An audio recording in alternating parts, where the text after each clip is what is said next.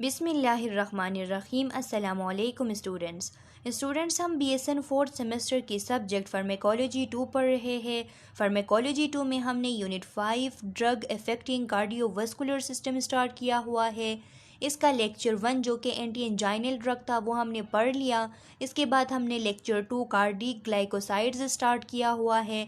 इसका भी पार्ट 1 हमने पढ़ लिया जो कि हमारे चैनल के प्लेलिस्ट में मौजूद है और उनका लिंक आप लोगों को इस वीडियो लेक्चर के डिस्क्रिप्शन के एंड में मिल जाएगी, वहाँ से आप स्टडी कर सकते हैं। आज का हमारा जो वीडियो लेक्चर है ये इसी लेक्चर 2 कार्डिक ग्लाइकोसाइड के पार्ट 2 पे है। पार्ट 2 इसका लास्ट पार्ट है। इस पार्ट के साथ ये लेक्चर 2 कंप्लीट हो जाएगी और इसके बाद हम लेक्चर 3 जो कि एंटी एरिथमिक ड्रग्स है वो स्टार्ट करेंगे। तो स्टूडेंट्स, वीडियो लेक्चर को स्टार्ट करने से पहले आप लोगों से छोटी सी रिक्वेस्ट है कि अगर आप हमारे चैनल लेक्चर्स बाय मुशर्रफा अजहर में नए हैं तो चैनल को सब्सक्राइब करें, बेल आइकन को प्रेस करें ताकि आने वाली न्यू वीडियो लेक्चर्स की नोटिफिकेशन आप लोगों को मिल सके और इस वीडियो लेक्चर को लाइक ज़रूर करें। पिछले वीडियो लेक्चर में जो इसका पार्ट 1 था इसमें हमने डिजॉक्सिन का मैकेनिज्म ऑफ एक्शन कंप्लीट कर लिया था। आज हम डिजॉक्सिन के प्रॉपर्टीज़ पढ़ेंगे। प्रॉपर्टीज़ ऑफ डिजॉक्सिन लिखा है कि इंक्रीजेज आइनोट्रोपी कंट्रक्टिलिटी ऑफ द हार्ट, यानी ये पॉजिटिव आइनोट्रोप है तो हार्ट की जो कंट्रक्टिलिटी है उसको इंक्रीज़ करती है। ये इसकी एक एबिलिटी है कि हार्ट की जो फोर्स ऑफ कंट्रक्शन है उसको इंक्रीज़ करती है, यानी पॉजिटिव आइनोट्रोप है। डिक्रीजेज क्रोनोट्रोपी हार्ट रेट, यानी ये हार्ट रेट को डिक्रीज़ करती हैं, मींस के क्रोनोट्रोपी करती हैं, नेगेटिव हार्ट रेट को डिक्रीज़ करती है।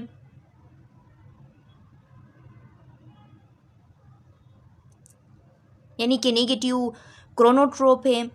इसके अलावा नेट्रीयूरेसिस करती हैं। नेट्रीयूरेसिस का मतलब ये है कि ये सोडियम को लॉस करती हैं। नेट्री मीन्स के यूरिन में जब सोडियम चला जाता है तो इसको हम कहते हैं नेट्रीयूरेसिस। तो डिजॉक्सिन में ये एबिलिटी होती है, इसकी एक प्रॉपर्टी है कि ये यूरिन के साथ सोडियम की लॉस करवाती है। तो जब सोडियम की लॉस हो जाती है तो साथ में वाटर की भी लॉस हो जाती है। जब वाटर और सोडियम दोनों की लॉस हो जाती है तो जो एडिमा बना था वो एडिमा बॉडी से उसकी रिलीफ हो जाती है।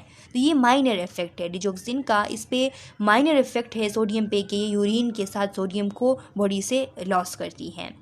न्यूरो हार्मोनल इफेक्ट, अब इसके कुछ न्यूरो हार्मोनल इफेक्ट्स भी हैं।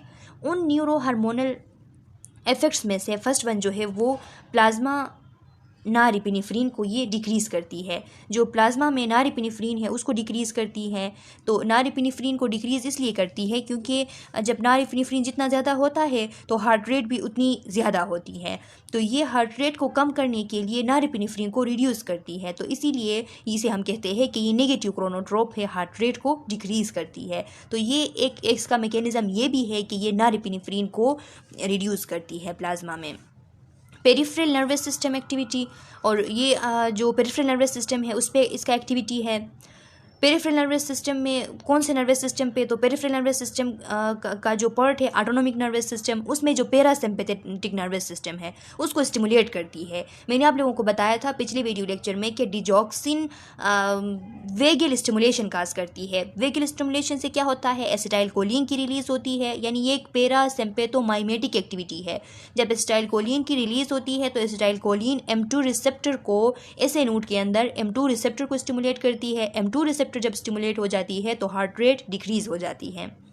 इसके अलावा जो रास एक्टिविटी है रेनिन एंजियोटेंसिन अल्डोस्टेरोन जो पाथवे है उसको भी ये रिड्यूस करती है। उसको रिड्यूस क्यों करती है, उसको रिड्यूस करती है तो जब रेनिन की रिलीज़ नहीं होती, जो एंजियोटेंसिन 1 है वो एंजियोटेंसिन 2 में कन्वर्ट नहीं होती, उससे अल्डोस्टेरोन की जो रिलीज़ है वो जब नहीं होती तो फिर इससे जो सोडियम की जो एब्जॉर्प्शन है वो कम हो जाती है। क्योंकि मैंने आप लोगों को ये मैकेनिज़्म पिछले वीडियो लेक्चर्स में फार्मा में बताया है कि जब भी रेनिन रिलीज़ होती है तो इसके बाद एंजियोटेंसिन 1 एंजियोटेंसिन 2 में कन्वर्ट होता है और एंजियोटेंसिन 2 का काम ये है कि ये एड्रिनल ग्लैंड से अल्डोस्टेरोन की रिलीज़ को स्टिमुलेट करती है। तो जब अल्डोस्टेरोन रिलीज़ हो जाती है ये किडनीज़ के जो ट्यूब्यूल्स है उसमें एक्ट करती है और वहाँ से सोडियम की रीएब्जॉर्प्शन करवा देती है। तो सोडियम के साथ वाटर की भी रीएब्जॉर्प्शन होती है और ब्लड वॉल्यूम बढ़ जाता है। तो यहाँ पे डिजॉक्सिन की एक प्रॉपर्टी है कि वो रास एक्टिविटी को भी रिड्यूस करता है। जब रास एक्टिविटी रिड्यूस होती है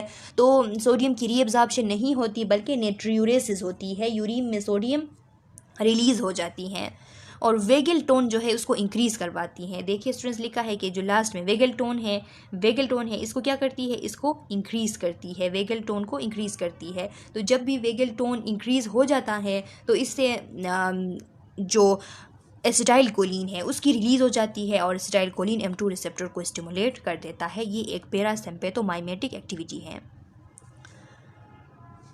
Giving calcium would greatly increase intracellular calcium level when high digoxin level are present.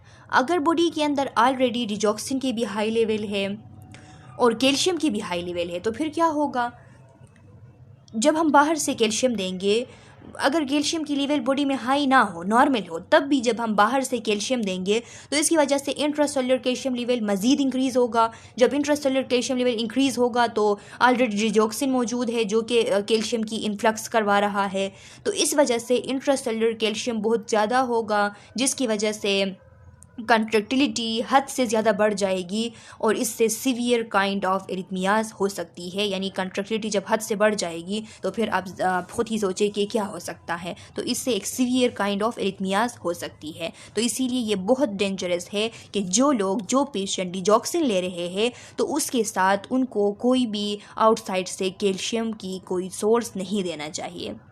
Low potassium level also potentiate the action of digoxin since both potassium and digoxin compete for the same binding site on the sodium potassium ATPase pump। ये भी मैंने आप लोगों को बताया था कि लो potassium level भी जो डिजॉक्सिन है उसके एक्शन को पोटेंशिएट करता है, उसको मज़ीद बढ़ाता है। क्यों? क्योंकि पोटाशियम और डिजॉक्सिन एक ही साइट के लिए, सोडियम पोटाशियम एटीपीएस पंप के एक ही साइट जो पोटाशियम साइट है उसके लिए compete करते हैं। तो जब दोनों compete करते हैं तो फिर डिजॉक्सिन और पोटाशियम की जब कंपटीशन होती है तो उसमें थोड़ा वक्त लगता है और कुछ ऐसे पंप होते हैं जिसमें पोटाशियम चला जाता है, डिजॉक्सिन को जाने नहीं देता और ज़्यादा जो है वो डिजॉक्सिन ऑक्युपाई करता है।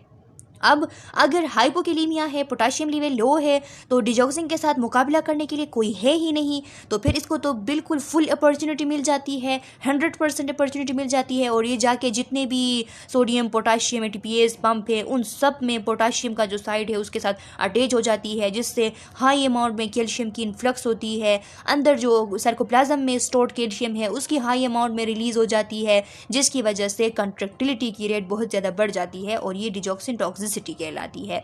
Thus, if there was only a little potassium present, digoxin will be able to bind easier and inhibit the pump। वही बात है कि अगर बहुत कम पोटाशियम लेवल है तो डिजॉक्सिन आसानी से सबके साथ बाइंडिंग बना लेता है और पंप को इनहिबिट करता है। फार्मेकोकाइनेटिक्स देख ले अब डिजॉक्सिन की।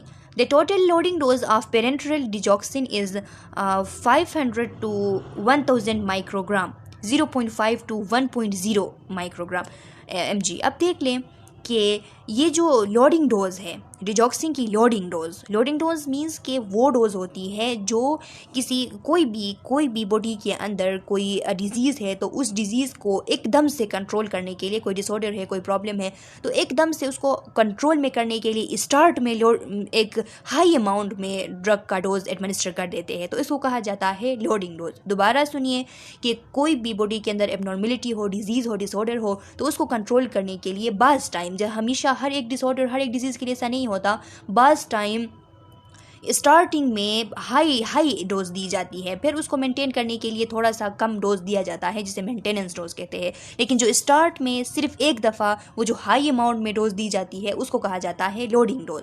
तो जो डिजॉक्सिन है इसका लोडिंग डोज कितना है? पेरेंट्रल एडमिनिस्ट्रेशन का यानी इंजेक्शन के थ्रू एडमिनिस्ट्रेशन का जो लोडिंग डोज है वो 500 से लेके 1000 माइक्रोग्राम तक है, यानी 0.5 to 1.0 mg इतना है, depending on age, lean body weight and renal function. और ये जो डोज है ये डिपेंड करता है, हमने एज को भी देखना है कि बहुत ज़्यादा ओल्ड एज ना हो, बंदा बूढ़ा है, कमज़ोर है तो उसको हम इतना नहीं दे सकते।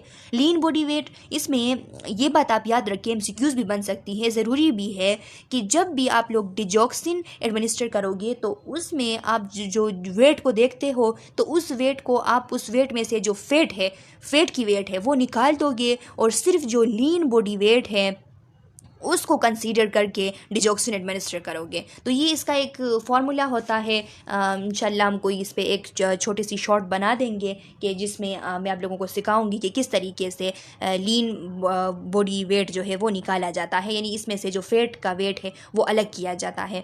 तो इसमें डिजॉक्सिन एडमिनिस्टर करते वक्त लीन बॉडी वेट को कंसीडर करके एडमिनिस्टर करना चाहिए, फैट जो बॉडी वेट है उसको वहाँ से निकाल लेना चाहिए।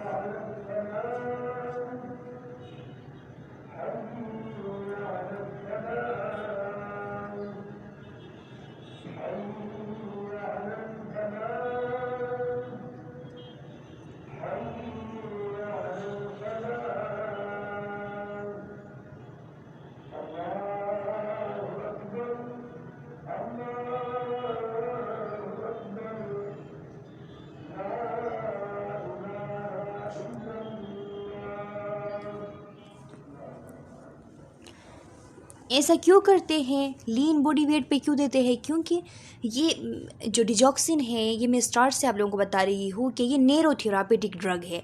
तो नैरो थेरापेटिक ड्रग में हमें बहुत ज़्यादा काउजन की ज़रूरत होती है, बहुत ज़्यादा एहतियात करने की ज़रूरत होती है। इस वजह से ये हम लीन बॉडी वेट के को कंसीडर करके एडमिनिस्टर करते हैं। एब्जॉर्प्शन देख लें इसकी। Absorption 60 to 80% absorbed after oral administration of tablets. अगर हम टेबलेट्स दे देते हैं डिजॉक्सिन के तो 60 to 80% ओरल एडमिनिस्ट्रेशन के बाद एब्जॉर्ब हो जाती है। 70 to 85% absorbed after administration of elixir. अगर हम एलेक्सिर एडमिनिस्टर करेंगे तो एलेक्सिर एडमिनिस्टर करने के बाद 70 to 85% एब्जॉर्ब हो जाती है डिजॉक्सिन। अब स्टूडेंट्स यहाँ पे एलेक्सिर की बात आ गई। तो एलेक्सिर एक ये भी फॉर्म ऑफ ड्रग है, सोल्यूशन फॉर्म ऑफ ड्रग है। अब जब हम ड्रग के फॉर्म को देखते हैं तो बाज़ ड्रग टेबलेट फॉर्म में मौजूद होती है, बाज़ ड्रग इंजेक्शन फॉर्म में मौजूद होती है, बाज़ ड्रग कैप्सूल फॉर्म में मौजूद होती है, बाज़ ड्रग सोल्यूशन फॉर्म में मौजूद होती है। अब जब हम सोल्यूशन फॉर्म को देख लेते हैं, सोल्यूशन फॉर्म ऑफ ड्रग्स को देख लेते हैं तो उसमें 3 किस्म के मेजर जो है वो 3 किस्म के सोल्यूशन हो सकते हैं। एक सोल्यूशन वो कि जिसमें शुगर हो, तो जिस सोल्यूशन में, जिस ड्रग सोल्यूशन में शुगर होता है, सक्रोस उसमें होता है, जो मीठा होता है, उसको हम कहते हैं सिरप। और वो ड्रग सोल्यूशन जिसमें अल्कोहल होता है, स्मॉल अमाउंट में, थेरापेटिक लेवल में अल्कोहल मौजूद होता है, तो उस सोल्यूशन को हम कहते हैं एलेक्सिर। और वो सोल्यूशन जिसमें पार्टिकल नज़र आते हैं, सोल्यूशन फॉर्म ऑफ ड्रग जिसमें पार्टिकल नज़र आते हैं, इसको हम कहते हैं सस्पेंशन। तो ये जो 3 है ये major form of solution drug है कि सिरप जिसमें सक्रोज हो, एलेक्सिर जिसमें अल्कोहल हो, और जिसमें पार्टिकल नज़र आए वो सस्पेंशन कहलाता है। तो ये जो डिजॉक्सिन है इसके एलेक्सिर्स भी आते हैं, टेबलेट्स भी आते हैं, इंजेक्शन फॉर्म में भी होता है, और एलेक्सिर्स भी आते हैं, इसमें स्मॉल अमाउंट में अल्कोहल शामिल होता है थेरापेटिक लेवल में। तो जब हम एलेक्सिर एडमिनिस्टर करते हैं तो इससे 70 to 85% एब्जॉर्ब होती है, और 80% एब्जॉर्ब होती है तब जब हम IM साइट में इंट्रामस्कुलर रूट जो है उससे इंजेक्शन लगा लेते हैं। Intramuscular route not recommended due to pain irritation. और ये जो इंट्रामस्कुलर रूट है डिजॉक्सिन का, ये रिकमेंडेड नहीं है। क्यों रिकमेंडेड नहीं है? क्योंकि इसमें पेन और इरिटेशन बहुत ज़्यादा होती है। तो इस पेन और इरिटेशन की वजह से IM जो रूट है इसको रिकमेंडेड नहीं किया जाता है। डिस्ट्रीब्यूशन, अब इसके जो फार्माकोकाइनेटिक्स में सबसे पहले इसका एब्जॉर्प्शन हो गया, अब इसके बाद इसकी डिस्ट्रीब्यूशन किस तरीके से होती है? तो लिखा है वाइडली डिस्ट्रीब्यूटेड, ये अच्छे से डिस्ट्रीब्यूट हो जाती है, पूरे बॉडी के अंदर डिस्ट्रीब्यूट हो सकती है। Crosses placenta and inter breast milk, ये प्लेसेंटा को भी क्रॉस कर सकती है और ये ब्रेस्ट मिल्क में भी आ सकती है। इतना इसका डिस्ट्रीब्यूशन रेट हाई है। मेटाबॉलिज्म एंड एक्सक्रीशन, फिर इसकी मेटाबॉलिज्म और एक्सक्रीशन कहाँ पे होती है? Excreted almost entirely unchange by the kidneys, ये अनचेंज फॉर्म में पूरा का पूरा ड्रग जो है वो इसके जो मेटाबोलाइट्स हैं वो किडनीज के थ्रू एक्सक्रीट हो जाते हैं। फिर इसकी हाफ लाइफ कितनी है? तो हाफ लाइफ 36 to 48 आवर्स है और एवरेज जो है वो 40 आवर्स का होता है, लेकिन 38 to 48 आवर्स लिखते हैं। और इसमें जो इसकी डोज है, इसकी जो हाफ लाइफ है ये इंक्रीज़ होती है तब जब रीनल इम्पेयरमेंट हो। जब भी रीनल इम्पेयरमेंट होती है किसी पेशेंट को तो फिर क्या होता है रीनल इम्पेयरमेंट में? ये एक्सक्रीट नहीं हो पाती, तो जब एक्सक्रीट नहीं हो पाती तो फिर इस वजह से ये इसकी जो हाफ लाइफ है वो इंक्रीज़ आती है। इसीलिए जो रीनल इम्पेयरमेंट के पेशेंट होते हैं उसमें डिजॉक्सिन या तो कंट्राइंडिकेटेड किया जाता है या बहुत ही लो डोज में दिया जाता है। The long half-life of digitalis compound necessitates special consideration when dosing। तो ये जो इनकी लॉन्ग हाफ लाइफ है, डिजिटलिस कंपाउंड की लॉन्ग हाफ लाइफ है कि 40 आवर्स तक हाफ लाइफ, तो ये बड़ी लॉन्ग पीरियड होती है। तो इसकी वजह से ये ज़रूरी होता है कि हम जब इनकी डोजिंग करें, इनकी डोज़ हम तैयार करें तो फिर हमने बहुत ज़्यादा उसमें कंसिडरेशन करनी है, हमने बहुत ज़्यादा उसको तवज्जो देनी है। With a half-life of 40 hours, digoxin would require several days of constant dosing to reach steady state। आप देख लें इसकी हाफ लाइफ 40 आवर्स होने के बावजूद भी डिजॉक्सिन के ही दिन लेता है अपने जो इसकी स्टेडी स्टेट कंसंट्रेशन है, इसकी जो थेरापेटिक लेवल है प्लाज्मा में, उस तक पहुंचने के लिए ये कई सेवरल डेज ले लेता है। इसके बावजूद कि इसकी इतनी हाई, इसकी इतनी ज़्यादा हाफ लाइफ है, इसकी इतनी लॉन्ग हाफ लाइफ है, इसके बावजूद भी ये अपनी जो प्लाज्मा में इसकी थेरापेटिक लेवल है जिसे हम स्टेडी स्टेट कंसंट्रेशन कहते हैं उस तक पहुंचने के लिए कई दिन ले लेता है। Therefore, when initiating treatment, a special dosing regimen involves loading doses is used to rapidly increase digoxin plasma level। इसीलिए क्या किया जाता है कि जब ट्रीटमेंट को इनिशिएट किया जाता है, ट्रीटमेंट को स्टार्ट करते वक्त स्पेशल रिजिमेंट डोजिंग दिया जाता है डिजॉक्सिन का। तो स्पेशल रिजिमेंट इसका क्या है कि लोडिंग डोज दी जाती है, वो हाई डोज जो प्रॉब्लम है उसको अचीव कर सके, उसको कंट्रोल कर सके, उस डोज को हम लोडिंग डोज कहते हैं। तो स्टार्ट में एक दफ़ा लोडिंग डोज दिया जाता है ताकि ये जो डिजॉक्सिन है ये जल्दी से रिपीटली इसकी प्लाज्मा में लेवल इंक्रीज़ हो जाए। This process is termed as digitalisation. इस प्रोसेस को हम डिजिटलाइजेशन कहते हैं। कौन से प्रोसेस को? कि ट्रीटमेंट स्टार्ट करते वक्त लोडिंग डोज दी जाती है डिजॉक्सिन की ताकि इसमें इसकी जो प्लाज्मा हाफ लाइफ है वो जल्द से जल्द ताकि इसकी जो प्लाज्मा में जो स्टेडी स्टेट कंसंट्रेशन है वो जल्द से जल्द अचीव हो। तो स्टेडी स्टेट कंसंट्रेशन को जल्द से जल्द अचीव करने के लिए ट्रीटमेंट के स्टार्ट में जो हाई डोज दी जाती है, जो लोडिंग डोज दी जाती है, इस प्रोसेस को हम कहते हैं digitalisation. For digoxin, the therapeutic plasma concentration range is 0.5 to 1.5 nanogram per ml। अब देख ले डिजॉक्सिन की जो प्लाज्मा में थेरापेटिक कंसंट्रेशन है, इसकी जो थेरापेटिक रेंज है वो 0.5 से लेके 1.5 नैनोग्राम पर ml तक होता है। तो इसमें इस थेरापेटिक लेवल में पहुंचने के लिए डिजॉक्सिन के ही दिन लेता है। तो इस वजह से स्टार्ट में इसकी हाई डोज दी जाती है, लोडिंग डोज दी जाती है। It is very important that therapeutic plasma level are not exceeded because digitalis compound have a relatively narrow therapeutic safety window। अब देख ले ये बहुत ज़रूरी है, ये बहुत इम्पोर्टेंट है कि इसकी जो थेरापेटिक लेवल है वो इस रेंज से एक्सीड ना कर जाए, वो इस रेंज से एक्सीड ना कर जाए, क्योंकि ये जो डिजिटलिस कंपाउंड होती है इनका बहुत ही रिलेटिवली बहुत ज़्यादा नेरो थेरापेटिक सेफ्टी विंडो है, यानी इसकी जो थेरापेटिक स्पेक्ट्रम है वो नेरो है, इसीलिए ये नेरो थेरापेटिक ड्रग है। तो इसीलिए इसमें बहुत ज़्यादा एहतियात से काम करनी है, ये जो नॉर्मल रेंज है इसको एक्सीड नहीं कर जानी है। Plasma concentration above 2.0 nanogram per ml can lead to digital toxicity। अब अगर इसकी कंसंट्रेशन 1.5 नैनोग्राम पर ml से बढ़ के 2.0 नैनोग्राम पर ml हो जाए और इससे भी अगर ज़्यादा हो जाए 2.0 नैनोग्राम पर ml से भी अगर ज़्यादा हो जाए तो फिर डिजिटल टॉक्सिसिटी होती है। 2.0 नैनोमीटर पर ml तक भी ठीक है, लेकिन अगर इससे भी अबाव हो गया तो फिर क्या होगा, तो फिर डिजिटल टॉक्सिसिटी होगी।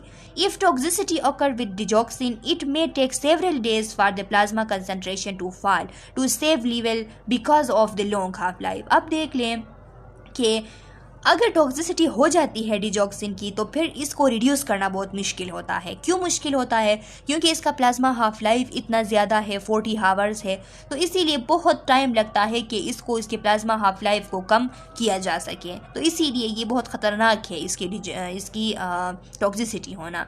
लेकिन अब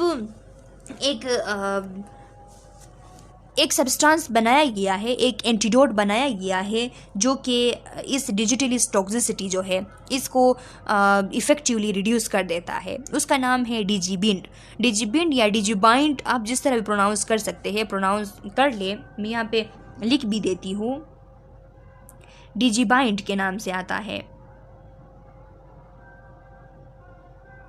डिजिबाइंड। तो ये जो डिजिबाइंड है, ये डिजिबाइंड एक एंटीडोट है, एक ऐसी सब्सटेंस है जो कि जब भी डिजिटल टॉक्सिसिटी होती है तो तब दी जाती है ताकि ये जल्दी से इफ़ेक्टिवली डिजिटल टॉक्सिसिटी को रिड्यूस करे।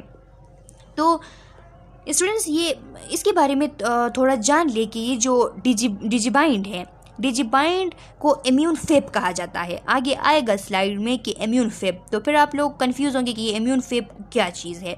तो ये जो डिजिबाइंड है इसको डिजॉक्सिन इम्यून फेप भी कहा जाता है। इसका मतलब ये है कि ये एक ख़ास स्पेसिफिक एंटीबॉडी होते हैं, डिजॉक्सिन के अगेंस्ट काम करते हैं, जो कि as a antidote of digoxin काम करते हैं। डिजॉक्सिन की जब भी टॉक्सिसिटी होती है तो तब हम ये एडमिनिस्टर करते हैं, तो ये एंटीबॉडीज़ जाके डिजॉक्सिन को अपने साथ एब्जॉर्ब कर लेते हैं, अपनी तरफ खींच लेते हैं और इसकी टॉक्सिसिटी को ख़त्म करते हैं। तो ये जो एंटीबॉडी के सेगमेंट्स है ये शीप से एक्सट्रैक्ट किए गए हैं। शीप को पहले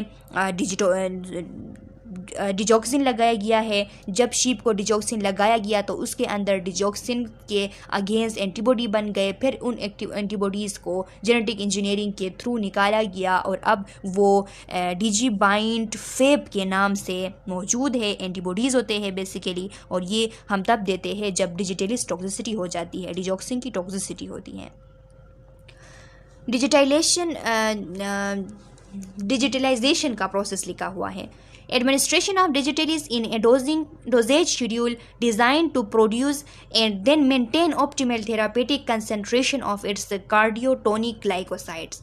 के ये डिजिटलाइजेशन किसे कहते हैं?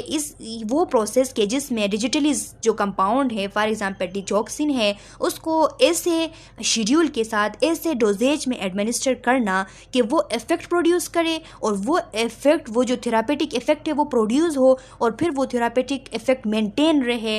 इतने कंसंट्रेशन में उसको प्लाज्मा में पहुंचाना, इसको कहते हैं digitalisation. Digoxin has low therapeutic window and margin of safety is very low. अब ये नेरो थेरापेटिक ड्रग है तो इसीलिए इसकी जो थेरापेटिक लेवल है वो बहुत ज़्यादा नेरो थेरापेटिक है। तो इसीलिए कह रहा है कि डिजॉक्सिन जो है वो लो थेरापेटिक विंडो वाला ड्रग है। इसकी थेरापेटिक विंडो बहुत ज़्यादा लो है, यानी हमने इसकी डोज पे बहुत ज़्यादा एहतियात करनी होती है। And margin of safety is very लो, इसकी जो मार्जिन ऑफ सेफ्टी है तो वो भी लो है। तो जिन भी ड्रग्स की थेरापेटिक विंडो लो होगी तो उनकी मार्जिन ऑफ सेफ्टी भी लो होगी। Therapeutic level of digoxin is 0.5 to 1.5 nanogram per ml। अब आपने ये MCQs के लिए याद रखनी है। It is administered in such A way that the patient get maximum benefit with minimum adverse effect. इसको इस तरीके से एडमिनिस्टर करना है कि पेशेंट को ज़्यादा से ज़्यादा फ़ायदा हो और नुकसान कम से कम हो। Previously rapid digitalisation was done but obsolete now. अब देखिए पहले ज़माने में ये जो रैपिड डिजिटलाइजेशन है ये बहुत ज़्यादा किया जाता था, लेकिन अभी जो है वो ऑब्सलीट हो गई है। मीन्स के अभी इतना ज़्यादा नहीं होता, बहुत कम, बहुत रेयरली कभी कभार इस तरह किया जाता है, लेकिन ज़्यादातर ऐसा नहीं किया जाता क्योंकि डिजिटलाइजेशन की वजह से डिजॉक्सिन टॉक्सिसिटी की चांसेस बहुत ज़्यादा होती है। इस वजह से rapid IV seldom use now. अब ये रैपिड आईवी लगाया जाता था पहले ज़माने में जब डिजिटलाइजेशन कर रहे थे, तो अभी ये सेल्डम यूज नाउ का मतलब है कि अभी कभी कभार यूज़ होता है, अभी ज़्यादातर यूज़ नहीं होता ये जो रैपिड आईवी एडमिनिस्टर करना है डिजॉक्सिन का। As extreme measure in chronic heart failure and atrial fibrillation, 0.25 mg slow IV state followed by 0.1 mg every hourly। तो ये कब किया जाता है? Extreme mayor in CHF chronic heart failure. अगर एक्सट्रीम क्रोनिक हार्ट फेलियर है तो उसमें तो हम हर एक कोशिश करके देख लेते हैं कि पेशेंट को किसी ना किसी तरीके से उसकी जो लाइफ है उसको प्रोटेक्ट किया जाए, उसके ज़िंदगी को बचाया जाए। तो इसीलिए इस टाइम IV नहीं देते नॉर्मली, लेकिन इस टाइम जब एक्सट्रीम लेवल का क्रोनिक हार्ट फेलियर है तो उसमें हम लगा के देख लेते हैं कि इससे, क्योंकि इसका जो हम जब रिस्क बेनिफिट असेसमेंट करते हैं तो उसमें इसका जो बेनिफिट है वो ज़्यादा है कि मे भी हम उसको जब डिजॉक्सिन देंगे तो उस IV ली तो उससे ये कंट्रोल हो सकती है, इसीलिए। और जब बहुत ज़्यादा एट्रियल फिब्रिलेशन होती है, सीवियर एट्रियल फिब्रिलेशन, तो तब भी इसी तरह एडमिनिस्टर किया जाता है। तो एडमिनिस्टर करते वक्त 0.25 mg स्लो IV स्टेट का मतलब है कि स्लोली दिया जाता है इंट्रावेनसली और सिर्फ एक दफ़ा। उसके बाद 0.1 mg हर एक घंटे में एडमिनिस्टर किया जाता है, जिससे ये कंट्रोल हो सकती है। Slow digitalisation. अब स्लो डिजिटलाइजेशन किस के थ्रू हम कर सकते हैं? डिजॉक्सिन 0.25 mg और even 0.125 mg daily in the evening. Digoxin हम एडमिनिस्टर कर सकते हैं 0.25 mg या फिर 0.125 mg डेली और इवनिंग के टाइम में। Full response in 5 to 7 days. और इसका फुल रिस्पॉन्स कब पैदा होगा? 5 to 7 डेज़ में पैदा होगा। If no improvement administer 0.375 for 1 week. अगर इससे 0.25 या 0.125 से कुछ फ़र्क नहीं पड़ता है तो फिर एक वीक के लिए 0.375 कर दे डोज को। If no improvement administer 0.5 mg in next week. फिर तीसरे वीक में 0.5 mg एडमिनिस्टर करके देख ले, अगर इससे कोई फ़र्क नहीं पड़ता है तो।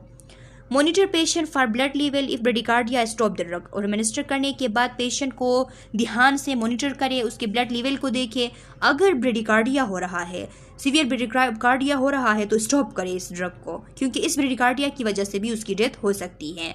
रैपिड डिजिटलाइजेशन में ओरली जब हम रैपिड डिजिटलाइजेशन करते हैं तो उसमें 0.5 to 1 mg स्टेट दे देते हैं, एक दफ़ा हम 0.5 to 1 mg दे देते हैं। उसके बाद 0.25 mg एवरी 6 आवर में दे देते हैं। Monitor for toxicity patient is digitalised with in 24 hours. Toxicity के लिए हमने मॉनिटर करना है और इस ओरल रैपिड डिजिटलाइजेशन के through with in 24 hours patient की डिजिटलाइजेशन हो जाएगी। Drug interactions. अब कौन से ऐसे ड्रग्स हैं जो कि इंटरेक्ट करते हैं इसके साथ, डिजॉक्सिन के साथ? तो लिखा है most commonly use drug interact with digitalis compound. The class 1A anti-arrhythmic drug quinidine compete with digoxin for binding site and depress renal clearance of digoxin। यहाँ पे क्लास 1A एंटी-अरिथमिक ड्रग क्वाइनाइडीन की बात आ गई, तो ये हम नेक्स्ट वीडियो लेक्चर जब start करेंगे तो हम एंटी-अरिथमिक ड्रग पढ़ेंगे, तो उसमें मैं आप लोगों को बताऊंगी कि क्लास 1A एंटी-अरिथमिक ड्रग कौन से ड्रग को कहते हैं। तो उनका एक मेंबर है क्वाइनाइडीन। क्वाइनाइडीन के बारे में आपने सुना होगा कि एंटी मलेरियल ड्रग है जो कि सिंकोना नाम के प्लांट के बर्ग से ली जाती है, वहाँ से एक्सट्रैक्ट की जाती है। तो इसका इफेक्ट एरिथमिया पे भी है। ये एंटी एरिथमिक ड्रग है, एरिथमिया को ये ट्रीट करती है। तो ये डिजॉक्सिन के साथ compete करती है। क्यों compete करती है? तो लिखा है compete with digoxin for binding site and depress renal clearance of digoxin. अब देखिए, एक तो डिजॉक्सिन के साथ compete करता है बाइंडिंग साइट के लिए, जो पोटेशियम ATPase पंप है उसमें बाइंडिंग साइट के लिए, और दूसरी तरफ ये क्या करती है, डिजॉक्सिन की जो क्लियरेंस है रीनल सिस्टम से, किडनी से, उसको भी डिप्रेस करती है। तो इसकी वजह से डिजॉक्सिन टॉक्सिसिटी हो सकती है। This effect increase digoxin level and can produce toxicity. देखिए इन इफेक्ट्स की वजह से डिजॉक्सिन लेवल इंक्रीज हो सकती है और टॉक्सिसिटीज़ की वजह से हो सकती है। Similar interaction occur with calcium channel blockers and non steroidal anti inflammatory drugs. ऐसे ही जो ड्रग इंटरेक्शंस है वो कैल्शियम चैनल ब्लॉकर्स के साथ भी होती है और ये जो non steroidal anti inflammatory drugs है इनके साथ भी होती हैं। कैल्शियम चैनल ब्लॉकर्स के साथ क्यों? जब हम कैल्शियम चैनल ब्लॉकर दे देते हैं तो ये जाके कैल्शियम के जो चैनल है उसको ब्लॉक कर देते हैं। तो कैल्शियम का चैनल जब ब्लॉक होता है तो कैल्शियम इनसाइड द सेल नहीं जा सकती, और अगर इनसाइड द सेल अगर कैल्शियम नहीं जा पाती तो कंट्रक्टिलिटी फिर पॉसिबल नहीं है, फिर डिजॉक्सिन का कोई असर नहीं होगा। और non steroidal anti inflammatory drug जो है एनसेड, तो इनमें ये पोटेंशियल होता है, इनमें ये पावर होती है कि ये किडनी प्रॉब्लम काज करते हैं। तो इसीलिए किडनी प्रॉब्लम काज करने की वजह से ये जब हम डिजॉक्सिन के साथ दे देते हैं तो डिजॉक्सिन की जो एक्सक्रीशन है वो किडनीज के थ्रू होती है और ये ड्रग किडनी प्रॉब्लम काज करती है। तो इसीलिए अगर किडनी प्रॉब्लम है तो डिजॉक्सिन की फिर बॉडी में टॉक्सिसिटी होगी, तो इस वजह से ये इसके साथ ड्रग इंटरेक्शन है। Other drug that interact with digitalis compound are amiodarone class 3 anti arrhythmic drug है, इसका भी इंटरेक्शन होता है डिजॉक्सिन के साथ। और जो बीटा ब्लॉकर्स है, डायूरेटिक्स है, इनका भी बीटा ब्लॉकर्स तो जाहिर सी बात है कि बीटा ब्लॉकर्स क्या करती है, जो बीटा 1 रिसेप्टर है हार्ट के अंदर उसको स्टॉप करती है। तो बीटा 1 रिसेप्टर पॉजिटिव आइनोट्रोपिक भी उसका इफेक्ट होता है। तो ये डिजॉक्सिन पॉजिटिव आइनोट्रोप है और बीटा ब्लॉकर्स उसको बीटा 1 को ब्लॉक करती हैं। तो इससे भी क्या होता है, इससे इंटरेक्शन हो जाती है। एमाइडोरोन के बारे में हम नेक्स्ट वीडियो लेक्चर में डिस्कस करेंगे जब हम एंटी एरिथमिक ड्रग पढ़ेंगे, तो वहाँ पे एमाइडोरोन मोस्ट कॉमनली यूज ड्रग है।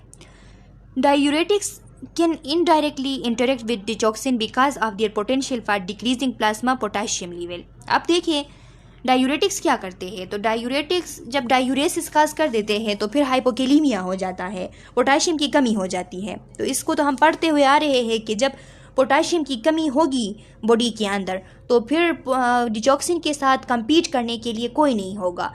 तो डिजॉक्सिन को इतना ज़्यादा मौका मिल जाएगा कि वो सारे सोडियम पोटेशियम ATPase पंप के साथ अटैच हो जाएगा और हाई लेवल में कैल्शियम की इन्फ्लक्स होगी, जिससे बहुत ज़्यादा सीवियर टेकिकार्डिया हो सकता है, टेकिएरिथमिया हो सकता है। इसीलिए hypokalemia result in increase digoxin binding to Na and sodium potassium ATPase and thereby enhance digoxin therapeutic and toxic effect। अब देखिए वही है कि ये क्या करती है, हाइपोकेलीमिया की वजह से डिजॉक्सिन की थेरापेटिक लेवल भी इंक्रीज होती है और थेरापेटिक जितना भी इंक्रीज होगा उतना टॉक्सिक इफेक्ट भी उसके होंगे।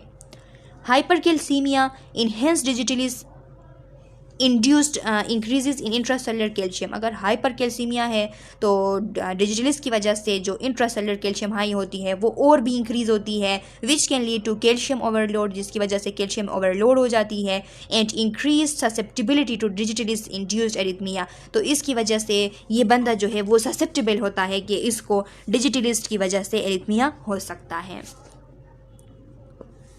Therapeutic uses of digitalis compound. अब देख लें इनके थेरापेटिक यूजेस है कि डिजिटलिस कंपाउंड जो है इनको हम कहाँ कहाँ पे यूज़ कर सकते हैं। तो हार्ट फेलियर में हम यूज़ करते हैं। हार्ट फेलियर में हम इसलिए यूज़ करते हैं क्योंकि ये आइनोट्रोप है, पॉजिटिव आइनोट्रोप है, यानी आइनोट्रोपी को इंक्रीज़ करते हैं। इसके अलावा ये जो इजेक्शन फ्रैक्शन होता है उसको भी इंक्रीज़ करते हैं। इसके अलावा ये प्रीलोड जो है इसको डिक्रीज़ कर देते हैं, प्रीलोड इनकी वजह से डिक्रीज़ हो जाती है। और जो पल्मोनरी कंजेशन है, पल्मोनरी कंजेशन का क्या होता है, ये भी डिक्रीज़ हो जाती है। पल्मोनरी कंजेशन डिक्रीज़ होती है। डिक्रीज़ क्यों होती है? क्योंकि मैंने आप लोगों को समझाया था कि जो डिजिटलिस कंपाउंड है ये एडिमा को ठीक करती है। एडिमा को इसलिए ठीक करती है क्योंकि ये हार्ट फेलियर को ठीक करती है। तो हार्ट फेलियर जब ठीक होगा तो इसकी वजह से जो पल्मोनरी कंजेशन है, जो एडिमा बना हुआ है हार्ट फेलियर की वजह से, तो वो भी रिलीफ होगी। और जब एडिमा रिलीफ होगी और जो वेन्स है उन पे प्रेशर कम होगा, वेन्स के अंदर प्रेशर कम होगी, तो इसकी वजह से क्या होगा, प्रीलोड भी कम हो जाएगी। तो इसीलिए हम कहते हैं कि डिजॉक्सिन जो है वो प्रीलोड को भी डिक्रीज़ करती है। अब कुछ डिजॉक्सिन के बारे में अहम बातें ये हैं कि ये जो डिजॉक्सिन है ये उस वक्त यूज़फुल होता है कि जब वेंट्रिकुलर रेट जब बहुत ज़्यादा बढ़ जाती है, एट्रियल रेट जब बहुत ज़्यादा बढ़ जाती है, वेंट्रिकुलर वो जो फिब्रिलेशन है वो होता है या एट्रियल फिब्रिलेशन होती है, तो उस टाइम क्योंकि ये हार्ट रेट को डिक्रीज़ करती है, इसी वजह से ये उस टाइम नीडेड होती है।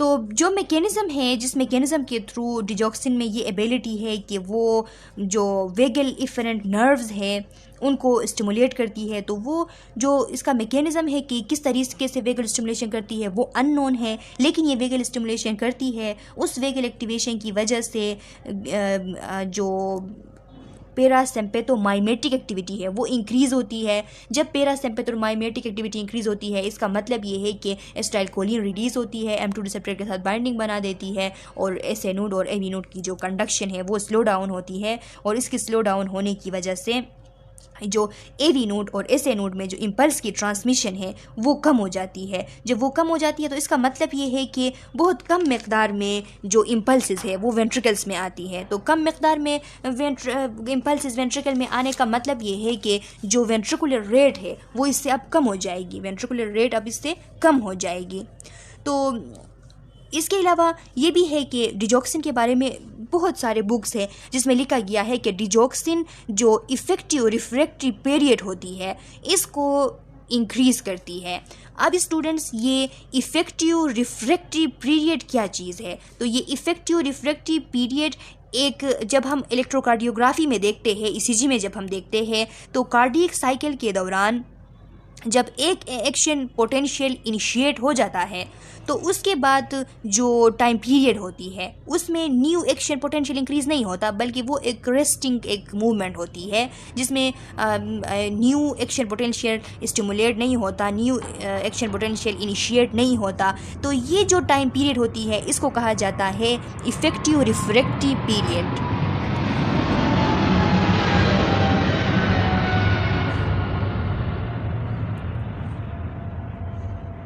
अब इफ़ेक्टिव रिफ्रैक्टरी पीरियड जो है ये जितना इंक्रीज़ होगा उतना हार्ट रेट कम हो जाएगा, और ये जितना डिक्रीज़ होगा उतना हार्ट रेट इंक्रीज़ हो जाएगा। कम्युनिटी आप लोग ज़रूर आज चेक कीजिएगा, मैं कम्युनिटी में इफ़ेक्टिव रिफ्रैक्टरी पीरियड मज़ीद आप लोगों को क्लियर करूँगी डायग्राम के थ्रू, तो वहाँ पे आप आज विज़िट ज़रूर कीजिएगा। इसके अलावा लिखा है कि ये जो इजेक्शन फ्रैक्शन है उसको इंक्रीज़ करती है। तो इजेक्शन फ्रैक्शन होती क्या है? ज़ाहिरी सी बात है कि जो इजेक्ट करने की जो फ्रैक्शन है उसको इजेक्शन फ्रैक्शन कहा जाता है, कि किस तरीके से जो लेफ़्ट वेंट्रिकल है वो ब्लड को पंप करके आयोर्टा में डाल देता है, तो इसको कहते हैं इजेक्शन फ्रैक्शन।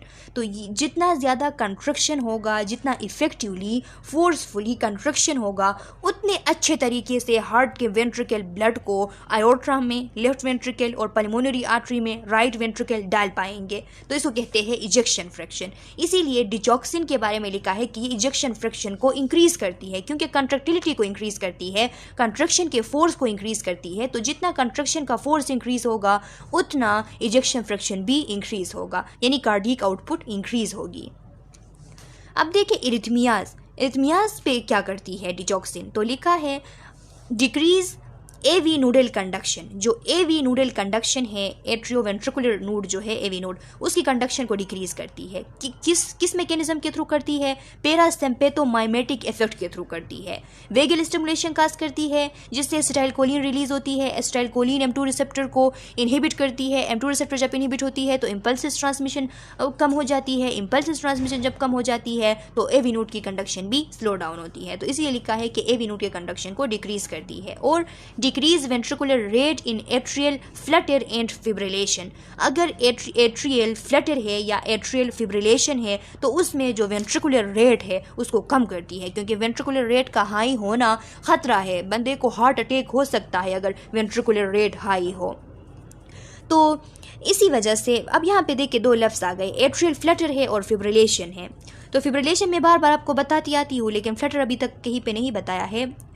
ये दोनों जो है दोनों टेकी एरिथमिया है एट्रिया का, कि ट्रेकी उसमें कार्डिया होता है, यानी बहुत ज़्यादा बीटिंग होती है एट्रियम की। लेकिन फ्लटर और फिब्रिलेशन में ये फ़र्क है कि फिब्रिलेशन में इर्रेगुलर वो होती है, इर्रेगुलर ट्रैकिकार्डिया होती है कि जो उसके वो रिदम है वो भी रेगुलर नहीं होती। एट्रियम के एक साइड पे कंट्रक्शन हो रही है तो दूसरे पे रिलैक्सेशन हो रही है। एट्रियम के अंदर, एट्रियम में ही, एट्रियम के मसल्स में एक में कंट्रक्शन, दूसरे में रिलैक्सेशन, एक में कंट्रक्शन, तो इसको कहते हैं इर्रेगुलर रिदमिक ट्रैकिकार्डिया। तो इर्रेगुलर रिदमिक ट्रैकिकार्डिया को हम कहते हैं फिब्रिलेशन, चाहे वो एट्रियम में हो एट्रियल फिब्रिलेशन, वेंट्रिकल्स में हो वेंट्रिकल फिब्रिलेशन। और फ्लटर किसे कहते हैं? फ्लटर में रिदम रेगुलर होती है लेकिन ट्रैकिकार्डिया होता है। एट्रिया जो है उनकी बड़ी तेज़ी से बीटिंग हो रही है लेकिन रिदम उसकी रेगुलर है, तो इसको हम कहेंगे फ्लटर। और जिसमें रिदम चेंज हो, रिदम में नॉर्मेलिटी आए, उसको हम कहेंगे फिब्रिलेशन।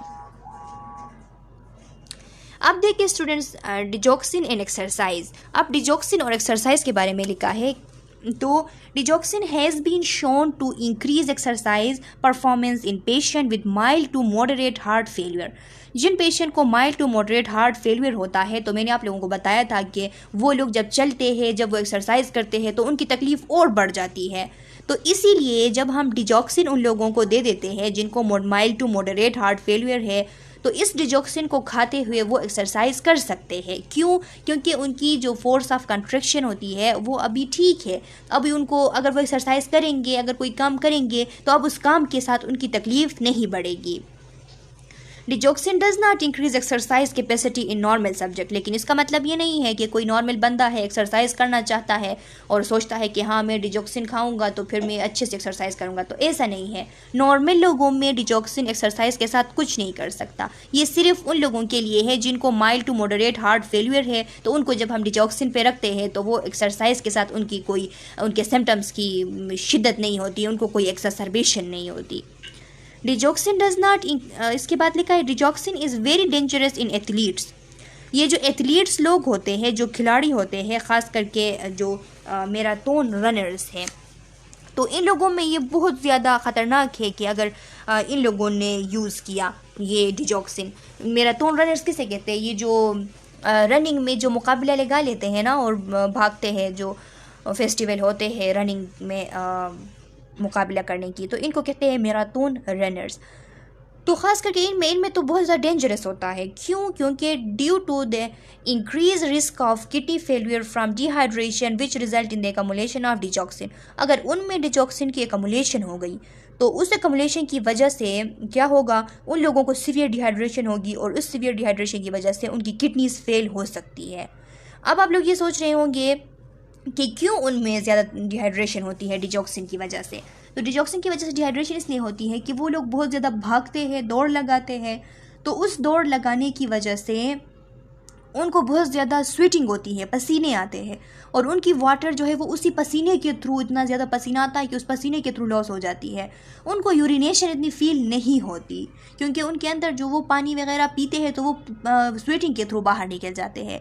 तो जितना कम यूरिनेशन होगा उतना डिजॉक्सिन बॉडी के अंदर इसकी लेवल बढ़ जाएगी, इसकी एक्सक्रीशन नहीं होगी, क्योंकि डिजॉक्सिन यूरिन के थ्रू एक्सक्रीट होता है, तो अगर यूरिन नहीं है तो फिर डिजॉक्सिन भी एक्सक्रीट नहीं हो सकती। तो इसीलिए इनमें सीवियर डिहाइड्रेशन काज कर सकता है और इसकी वजह से डिजॉक्सिन टॉक्सिसिटी होगी। डिजॉक्सिन टॉक्सिसिटी जब होगी तो फिर इनमें ये ख़तरनाक है। Since the kidney normally help eliminate digoxin from the body, लिखा है क्योंकि किडनीज जो है वो नॉर्मली डिजॉक्सिन को ब्लड से निकाल लेते हैं। एडवर्स इफेक्ट और साइड इफेक्ट। अब एडवर्स इफेक्ट और साइड इफेक्ट देख ले डिजॉक्सिन की। सेंट्रल नर्वस सिस्टम पे क्या इफेक्ट होती है, तो फैटीग काज करता है, थकावट होती है, हेडेक होती है, वीकनेस होती है। ENT से रिलेटेड यानी ईयर, आई, नोज और थ्रोट से रिलेटेड क्या होता है, तो ब्लड विजन हो सकती है, येलो और ग्रीन विजन हो सकती है। अब इसकी काज मालूम नहीं है कि क्यों डिजॉक्सिन की वजह से येलो या ग्रीन विजन होती है, लेकिन जो लोग डिजॉक्सिन लॉन्ग पीरियड तक यूज़ करते हैं तो उन लोगों को येलो विजन होती है। वो चीज़ें जो है उनको येलो नज़र आती है, जिस चीज़ को भी देख लो वो येलो कलर का उनको नज़र आता है। कभी कभी कुछ पेशेंट्स ऐसे भी होते हैं जिनको ग्रीन नज़र आता है लेकिन ज़्यादा को येलो नज़र आता है। तो इसको कहा जाता है कि ये मेजर आइडेंटिफिकेटर है डिजॉक्सिन टॉक्सिसिटी का। अगर डिजॉक्सिन को, जिस पेशेंट को डिजॉक्सिन दिया जा रहा है, अगर वो पेशेंट इस बात की शिकायत करते हैं कि वो उनको चीज़ें जो है वो येलो येलो दिखाई दे रही है, तो ये एक इंडिकेटर है डिजॉक्सिन टॉक्सिसिटी की। कार्डियोवास्कुलर सिस्टम पे क्या इफेक्ट होता है? एरिथमियाज, ब्रेडिकार्डिया, एरिथमियाज काज कर सकती है अगर बहुत ज़्यादा कंसनट्रेशन इसकी इंक्रीज़ हो।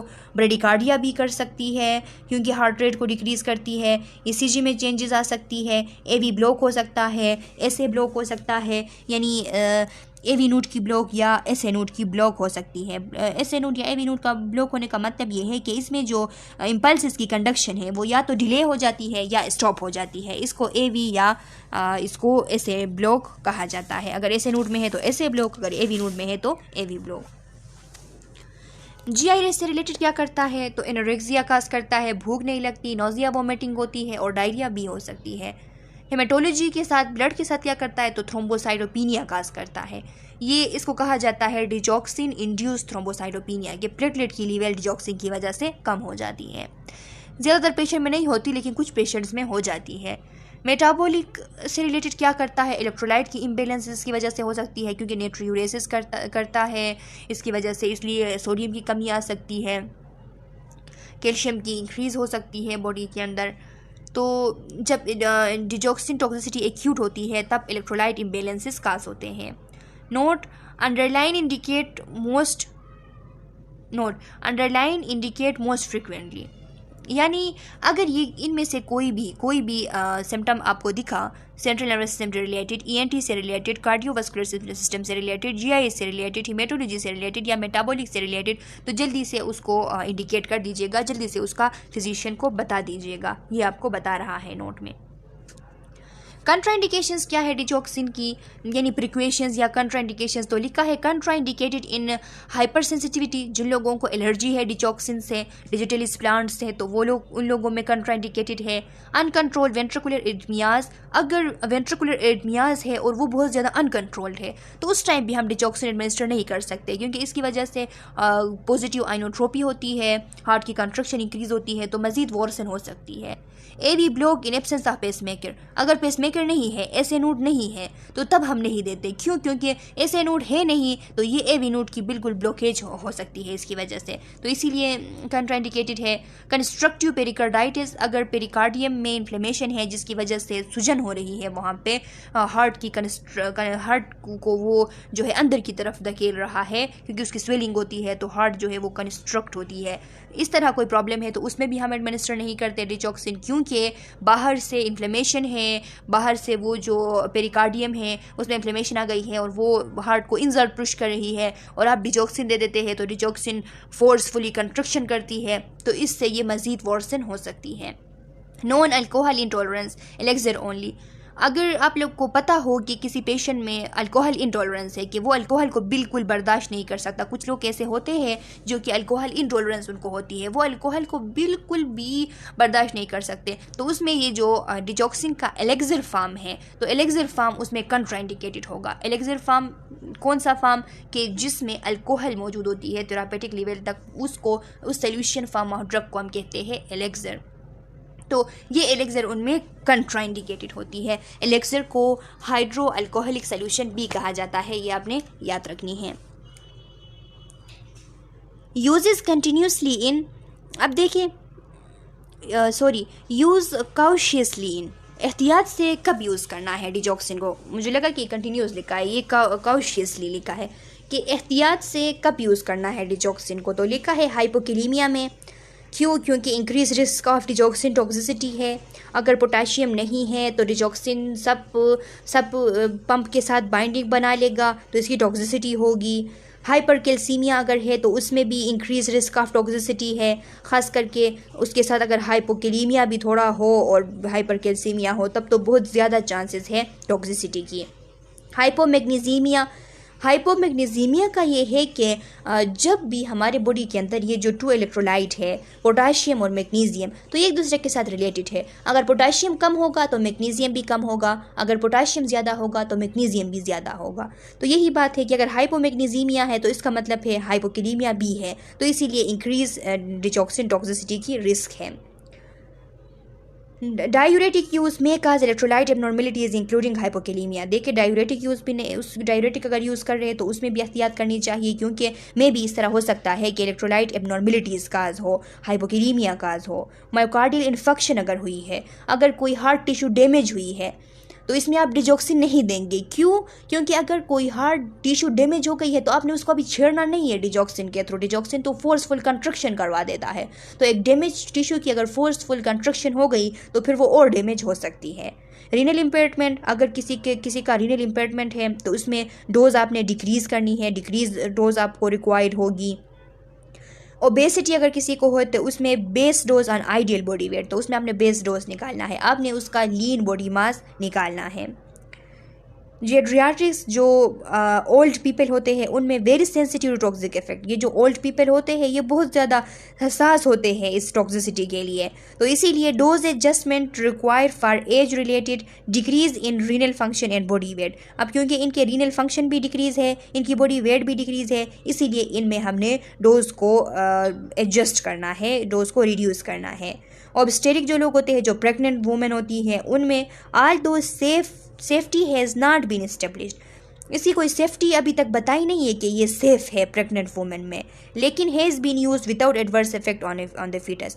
यूज़ जब किया गया तो फीटस पे कोई एडवर्स इफेक्ट नहीं पड़े हैं अभी तक, लेकिन इसकी कोई सबूत नहीं है, इस पर कोई इस तरह स्टडी नहीं हुआ है, कोई एक्सपेरिमेंट नहीं हुआ है कि ये सेफ़ है या नहीं। लैक्टेशन में similar concentration in serum and breast milk, ये उसकी जो कंसंट्रेशन है वो ब्रेस्ट मिल्क में भी और सीरम में भी सिमिलर कंसंट्रेशन इसकी होती है। रिजल्ट इन सब थेरापेटिक लेवल इन इन्फेंट, इसीलिए इन्फेंट में ये सब थेरापेटिक लेवल में चली जाती है। यूज़ विद काउजन, यानी सब थेरापेटिक लेवल में नहीं बल्कि सब थेरापेटिक लेवल में, वो थोड़ा कम होता है थेरापेटिक लेवल से। तो इस वक्त भी आपने क्या करना है, काउजन से यूज़ करना है, क्योंकि ऐसा ना हो कि अगर टॉक्सिसिटी हो जाए तो फिर बच्चे को भी नुकसान पहुंच सकती है। Digoxin toxicity much less common in modern medicine. अभी जो मॉडर्न मेडिसिन बने हुए हैं तो उनको कुछ इस तरीके से बनाया गया है कि उनमें इतना ज़्यादा टॉक्सिसिटी नहीं होता। काजेज़ क्या होती है टॉक्सिसिटी की, तो लिखा है कि 50% of patient are on chronic therapy. 50% वो पेशेंट जो क्रोनिक थेरेपी में हो, जिनको क्रोनिकली डिजॉक्सिन एडमिनिस्टर कर रहे हो, तो उनको हो सकती है डिजॉक्सिन टॉक्सिसिटी। 10% टुक एक्सीडेंट लार्ज डोज, अगर एक्सीडेंटली गलती से किसी ने वो लार्ज डोज ले लिया तो 10% ऐसे लोग होते हैं जो गलती से हाई डोज ले लेते हैं और उनको डिजॉक्सिन टॉक्सिसिटी हो जाती है। और 40% सुसाइड अटैम्प्ट करने के लिए, 40% ऐसे लोग होते हैं जो कि सुसाइड अटैम्प्ट करने के लिए डिजॉक्सिन की हाई डोज ले लेते हैं। Rarely due to injection of certain plant, अब इससे रिलेटेड जो डिजिटलिस प्लांट है उसको इंजेस्ट करके इसकी पॉइजनिंग होना, इसकी टॉक्सिसिटी होना, ये बहुत रेयर है, ऐसा ज़्यादातर नहीं होता। Normal blood digoxin level is 0.5 to 1.5 nanogram per ml, वही बात है। Greater than 2.0 nanogram per ml lead to digoxin toxicity, अगर 2.0 नैनोग्राम पर ml से ज़्यादा हुआ तो डिजॉक्सिन टॉक्सिसिटी होगी। एग्जासरबेटेड बाई, और वो मज़ीद ख़राब हो सकती है, मज़ीद पेचीदा हो सकती है अगर हाइपोकेलीमिया हो, पोटाशियम की लेवल लो हो, इसकी रीज़न मैंने आप लोगों को बता दिया है। अगर हाइपर कैल्सीमिया हो, कैल्शियम की लेवल हाई हो, तब भी बहुत ज़्यादा रिस्क है। The percentage of hyperkalaemia greater than 5.0 is a bad prognostic sign. कुछ पेशेंट्स में ऐसा भी होता है कि उनको हाइपरकेलीमिया की शिकायत होती है, उन पे हाइपरकेलीमिया उनको होती है। पोटाशियम लेवल उनकी बहुत ज़्यादा हाई होती है, तो पोटाशियम की नॉर्मल लेवल कितनी होती है, 3.6 से लेके 5.2 तक, तो ये नॉर्मल होती है। इससे अगर ज़्यादा हो जाए, जिन लोगों में हाइपरकेलीमिया है, 5.0 से ग्रेटर है पोटाशियम लेवल, तो ये भी एक बहुत ज़्यादा जो प्रोग्नोस्टिक साइन है, जो ठीक होने की जो साइन है, उसके लिए बेड है कि डिजॉक्सिन, फिर हाइपरकेलीमिया में भी डिजॉक्सिन जो है वो इसकी टॉक्सिसिटी हो जाती है। किस तरीके से हो जाती है, तो लिखा है कि if potassium level greater than 5.0 mortality rate उस टाइम 0 होता है, लेकिन अगर अगर पोटाशियम रेट 5.0 से 5.5 तक है तो मोर्टिलिटी रेट 50% होती है, और अगर पोटाशियम लेवल ग्रेटर देन 5.5 है तो उसमें मोर्टिलिटी रेट 100% होती है। अगर लेस देन 5.0 है तो मोर्टिलिटी रेट 0 होती है। पोटाशियम को लेस देन 5.0 रहना है, लेकिन अगर 5.0 से 5.5 तक पहुंच जाती है तो मोर्टिलिटी रेट 50% होती है, और अगर ग्रेटर देन 5.5 हो गया तो मोर्टिलिटी रेट 1000 हो जाती है। अब स्टूडेंट्स आप लोग सोच रहे होंगे कि हाइपरकेलेमिया में क्यों इस तरह होता है, क्यों डेथ की चांस होती है। तो डिजॉक्सिन के थेरापेटिक लेवल के लिए, थेरापेटिक इफेक्ट के लिए ज़रूरी है कि जो पोटाशियम है इसकी नॉर्मल रेंज हो, ना ज़्यादा हो ना कम हो। कम होती है तो डिजॉक्सिन बहुत ज़्यादा एक्टिव हो जाता है, क्योंकि इसके साथ मुकाबला करने के लिए कुछ भी नहीं होता। तो ये बहुत ज़्यादा एक्टिव होता है। बहुत ज़्यादा एक्टिव जब बन जाता है तो कॉन्ट्रैक्टिलिटी को बहुत ज़्यादा इंक्रीज़ करता है। कॉन्ट्रैक्टिलिटी को जब बहुत ज़्यादा इंक्रीज़ करता है तो डिजॉक्सिन इंड्यूस्ड एरिथमिया होता है, टेकी एरिथमिया, जिसकी वजह से हार्ट अटैक हो जाती है। और जब हाइपरकेल्सीमिया होता है, पोटाशियम की लेवल हाइपरकेलीमिया होता है, पोटाशियम की लेवल जब बहुत ज़्यादा बढ़ जाती है तो उस टाइम ज़ाहिर सी बात है कि हमने डिजॉक्सिन भी एडमिनिस्टर किया है और बॉडी के अंदर पोटाशियम की लेवल बहुत ज़्यादा है, तो फिर पोटाशियम के साथ जब ये कम्पीट करेगा तो ये हार जाएगा, पोटाशियम जीत जाएगा। क्यों? क्योंकि पोटाशियम की कंसनट्रेशन ज़्यादा है, तो ये जो कम्पिटिटिव इनहिबिशन होती है इसमें जिसकी कंसनट्रेशन ज़्यादा होती है तो वो जीत जाता है। तो अगर हाइपरकेलीमिया है तो डिजॉक्सिन का कोई भी असर नहीं होगा, डिजॉक्सिन का एडमिनिस्टर करना बिल्कुल बेकार हो जाएगा। तो इसी वजह से कह रहा है कि हम जब डिजॉक्सिन के साथ अगर पेशेंट का पता नहीं किया है कि उसको हाइपरकेलीमिया है, हमें पता नहीं है कि पेशेंट को हाइपरकेलीमिया है और हम उसको हार्ट फेलियर के लिए डिजॉक्सिन देते जा रहे हैं और हमें ये पता नहीं है कि उसको हाइपरकेलीमिया है, तो उस हाइपरकेलीमिया की वजह से डिजॉक्सिन बेकार है बिल्कुल, तो हमें पता भी नहीं चलेगा और उस पेशेंट की डेथ वाकई होगी हार्ट फेलियर से, क्योंकि हम सोच रहे हैं कि हम डिजॉक्सिन दे रहे हैं और अंदर से डिजॉक्सिन का कोई असर ही नहीं हो रहा। इसीलिए ये इस तरीके से मोर्टिलिटी रेट यहाँ पे दी गई है। Any arrhythmia can occur due to digoxin toxicity. कोई भी एरिथमिया हो सकती है। एरिथमिया के बहुत सारे टाइप्स है। अब जब हम नेक्स्ट लेक्चर स्टार्ट करेंगे तो फिर उसमें हम एरिथमिया के टाइप्स भी पढ़ेंगे। तो एरिथमिया के बहुत सारे टाइप्स होते हैं, उन टाइप्स में से कोई भी टाइप हो सकती है डिजॉक्सिन टॉक्सिसिटी की वजह से। ब्रेडी भी हो सकती है, टेकी एरिथमियाज भी हो सकती है, दोनों हो सकती है। One pathognomic rhythm is by directional ventricular tachycardia. एक ये भी होता है कि जो रिदम होती है इसमें पैथोलॉजी आ जाती है, और पैथोग्नोमिक का मतलब है कि इसमें एबनॉर्मेलिटी आ जाती है, इसमें डिजीज़ पैथोलॉजी आ जाती है रिदम में, यानी रिदम में चेंजेस आती है, एबनॉर्मल चेंजेस, जिसे हम कहते हैं बाई डायरेक्शनल वेंट्रिकुलर टेकिकार्डिया। कि बाई डायरेक्शनल नॉर्मली क्या होता है, नॉर्मली सिर्फ जो वेंट्रिकुलर टेकिकार्डिया अगर नॉर्मल है तो उसमें जो ईसीजी की जो ये लीड होती है, ईसीजी की ये जो शो होती है ग्राफ में, तो ये इस तरह होती है, ये इस तरह और ये इस तरह, इसकी वो इस तरह चली जाती हैं। तो अब इसमें देखें, इसमें ये सिंगल डायरेक्शन वाला है कि सारे जो है वो ऊपर की तरफ। अब इसमें देखें ये बाई डायरेक्शनल। अब ये देखें बाई डायरेक्शनल इनको कहा जाता है कि ऊपर नीचे इस तरह ये ग्राफ में शो होते हैं, तो इसको कहा जाता है bidirectional ventricular tachycardia. Sign and symptoms क्या है डिजॉक्सिन टॉक्सिसिटी के, तो ब्रेडिकार्डिया या ट्रेकिकार्डिया, इसमें से कोई भी हो सकता है। फटीग हो सकती है, थकावट, नोजिया, वोमिटिंग और एब्डोमिनल पेन हो सकती है, हेडेक हो सकती है, डिजीनेस हो सकती है, बंदा कंफ्यूज हो जाता है, डिलीरियम में चला जाता है। डिलीरियम मीन्स के जो सिमी कोमा है, पार्शियल कोमा जिसे हम कहते हैं। हेलुसिनेशंस उसको होती है, ऐसे ख्यालात आते हैं जो रियल में प्रेजेंट नहीं होते, और येलो विजन उसको होती है जिसे हम जेंथोपिया कहते हैं। अब ट्रीटमेंट हम किस तरीके से कर सकते हैं अगर डिजॉक्सिन टॉक्सिसिटी हो जाए, तो फिर हम डिजॉक्सिन टॉक्सिसिटी को मैनेज करने के लिए कुछ जनरल प्रिंसिपल्स दिए गए हैं। एज टू बी एडमिनिस्ट्रेड, के किस एज में हम एडमिनिस्टर कर सकते हैं, और स्पेशल कंसिडरेशन डिजॉक्सिन टॉक्सिसिटी, और स्पेशली हम क्या चीज़ कंसिडर करेंगे डिजॉक्सिन टॉक्सिसिटी के दौरान। तो जनरल प्रिंसिपल में लिखा है गैस्ट्रो इंटेस्टिनल डीकंटामिनेशन। हम कोशिश करेंगे कि हमारा कोशिश ये होगा कि हम जो उसके गैस्ट्रो इंटेस्टिनल डिजॉक्सिन की उसमें ज़्यादती हो गई है उसको हम डीकंटामिनेट करेंगे, डिजॉक्सिन को बाहर निकालेंगे। तो डिजॉक्सिन को बाहर निकालने के लिए हम क्या कर सकते हैं, हम गैस्ट्रो गैस्ट्रिक लीवेज कर सकते हैं।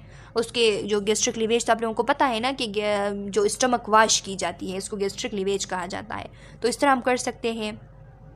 स्पेशल कंसिडरेशन हमारा क्या होगा गैस्ट्रिक लीवेज करते वक्त, be cautious of vagal stimulation worsening bradycardia. तो हम इसमें यह ख्याल करेंगे कि ये जो वेगल स्टिमुलेशन है ये अगर इंक्रीज़ होता है तो फिर ब्रेडिकार्डिया और वर्सन हो सकती है। तो इसीलिए हम वेगल स्टिमुलेशन को थोड़ा रिड्यूस करने की कोशिश करेंगे। डिक्रीज एब्जॉर्प्शन, अब हमारा दूसरा मकसद ये होगा कि हम एब्जॉर्प्शन को रोक सकें। उसके लिए हम चारकोल देंगे। चारकोल एक ऐसी पाउडर होती है जो कि मुख्तलिफ़ किस्म के पॉइज़न को GIT से अपने साथ एब्जॉर्ब करके GI से उसको निकाल लेती है। इस पाउडर को हम चारकोल कहते हैं। और दूसरा यहाँ पे है कोलेस्टेरामीन में भी कंसिडर्ड। ये जो कोलेस्टेरामीन है ये एक ऐसी ड्रग है जो कि हाई कोलेस्ट्रॉल लेवल को ट्रीट करने के लिए बेसिकली यूज़ की जाती है। ये क्या करती है, ये किस तरीके से कोलेस्ट्रॉल को रिड्यूस करती है, तो ये जो बाइल साल्ट है उसके साथ बाइंडिंग बना लेती है, टाइट बाइंडिंग उसके साथ बना लेती है। और टाइट बाइंडिंग बनाने के बाद उसकी जो रीसर्कुलेशन होती है, यानी जो रीअब्जॉर्प्शन हो रही होती है बाइल एसिड की इंटेस्टीन में, उसको रोकती है, उसको इंटेस्टीन से रीअब्जॉर्ब होने नहीं देती, उसकी रीसर्कुलेशन को इनहिबिट करती है। जब उसकी सर्कुलेशन को इनहिबिट करती है तो उसके एक्सक्रीशन को इन्हेंस करती है, उससे इधर उधर भेज देती है बॉडी में। तो जब उसे एक्सक्रीट कर देती है, बॉडी से बाहर निकाल देती है, तो फिर क्या होता है, जो ब्लड में कोलेस्ट्रॉल है, जब ब्लड में कोलेस्ट्रॉल हाई हो जाता है तो ये जो कोलेस्टेरामीन है ये बाइल एसिड को निकाल देती है। जब बाइल एसिड निकल जाती है तो कोलेस्ट्रॉल को चाहिए कि वो दोबारा से बाइल एसिड बनाए। बाइल एसिड बनाना कोलेस्ट्रॉल का काम होता है। तो ये कोलेस्ट्रॉल अब बाइल एसिड बनाने के लिए ब्लड से चला जाता है, दूसरे टिश्यूज़ में चला जाता है और टिश्यूज़ में जाके वहाँ पे लग जाता है बाइल साल्ट बनाने में। तो ये वहाँ पे बाइल साल्ट बनाने में जब लग जाता है तो ब्लड में इसकी जो कंसनट्रेशन थी वो कम हो जाती है। तो इस तरीके से कोलेस्टेरामीन जो है वो हाई कोलेस्ट्रॉल को रिड्यूस करती है। अब यहाँ पे इसका फंक्शन ये होता है कि ये जो डिजॉक्सिन है इसकी एब्जॉर्प्शन जो हो रही होती है उसको भी रिड्यूस करती है। जिस तरीके से ये बाइल एसिड के लिए एब्जॉर्प्शन को इनहिबिट करती है उस तरीके से डिजॉक्सिन के एब्जॉर्प्शन जो है उसको भी इनहिबिट करती है। रिपीटेड डोज में be given, charcoal shown to be safe. अब रिपीटेड डोज हम देते हैं ठीक होने तक, और चारकोल ज़्यादा सेफ है एज़ कम्पेयर टू कोलेस्टेरामीन, क्योंकि चारकोल का कोई और फंक्शन होता ही नहीं है। ये जस्ट पाउडर होती है जो कि मुख्तलिफ़ किस्म के पॉइज़न को, जितने भी पॉइज़न हैं उन सब को जब वो GI के अंदर हो, जब वो ब्लड में जाते हैं तो फिर ये कुछ नहीं कर सकती। जब वो GI के अंदर हो तो उसकी एब्जॉर्प्शन को ये रोकती है, उसको अपने साथ अटैच करके बाहर निकाल देती है GI से। अब ब्रेडिकार्डिया जब हो रही है तो उसको हम कैसे ट्रीट कर सकते हैं। ब्रेडिकार्डिया अगर डिजॉक्सिन की वजह से हुई है तो उसके लिए हम एट्रोपिन दे सकते हैं। एट्रोपिन में भी इफ़ेक्टिव के वो हार्ट रेट को इंक्रीज़ कर सकें, बट मे नीड ट्रांसवेनस पेसिंग, लेकिन इसके लिए ज़रूरत होती है कि हम उसकी ट्रांसवेनस पेसिंग करें। एवॉइड आइसोप्रोरेटिनोल। अब देखिए जो आइसोप्रोरेटिनोल है ये हम अवॉइड करते हैं, मे बी प्रो एरिथमोजेनिक, क्योंकि ये मे बी प्रो एरिथमोजेनिक हो सकती है। ये क्या है, प्रोटीनोल जो है वो नॉन सेलेक्टिव बीटा एड्रेनोसेप्टिव एगोनिस्ट है। ये बीटा 1 रिसेप्टर को स्टिमुलेट करती है। तो अगर हम ये देंगे तो बीटा 1 रिसेप्टर स्टिमुलेट हो जाएगी, लेकिन इससे भी एकदम से जब बीटा 1 रिसेप्टर स्टिमुलेट हो जाएगी ब्रेडिकार्डियक कंडीशन में, जब एकदम से हम आइसोप्रोटीरिनोल के थ्रू बीटा 1 को स्टिमुलेट करेंगे तो इसकी वजह से प्रो एरिथमिया हो सकती है। प्रो एरिथमिया किसे कहते हैं कि जो न्यू एरिथमिया की प्रोवोकेशन होती है, न्यू एरिथमिया जो बन जाता है, या पहले से अगर एरिथमिया है तो उसकी जब वॉर्सनिंग होती है तो इसको हम कहते हैं प्रो एरिथमिया, और जो ऐसा ये सब कुछ काज करती है उसको हम प्रो एरिथमोजेनिक कहते हैं। अगर हाइपोकेलीमिया है तो इसको हम कैसे ट्रीट करेंगे, हम पोटाशियम से इसको ट्रीट करेंगे। काउजन पोटाशियम सप्लीमेंटेशन नेसेसरी एज हाइपरकेलीमिया में वर्सन एओर्टिक वाल्व ब्लॉकेज। हम जब एडमिनिस्टर करेंगे पोटाशियम तो इसमें हम ये भी ख्याल रखेंगे कि हार्ट में जो दूसरे मसले होते हैं तो उनके लिए बहुत ज़्यादा पोटाशियम ख़तरनाक होती है। तो इसीलिए हम कोशिश करेंगे कि अगर एओर्टिक वाल्व की ब्लॉकेज कोई है तो उस टाइम हम एहतियात करेंगे पोटाशियम भी एडमिनिस्टर करते वक्त। Hyperkalaemia treat aggressively as increase risk of mortality. अगर हाइपरकेलीमिया है तो हमने भी उसको ट्रीट करना है, एग्रेसिवली ट्रीट करना है, यानी हमने उसमें भी सही तरीके से हमने उसको ट्रीट करनी है, क्योंकि इसकी वजह से जल्दी से हमने उसको ट्रीट करनी है। क्यों? क्योंकि हाइपरकैलेमिया की वजह से मोर्टेलिटी रेट इंक्रीज़ होती है।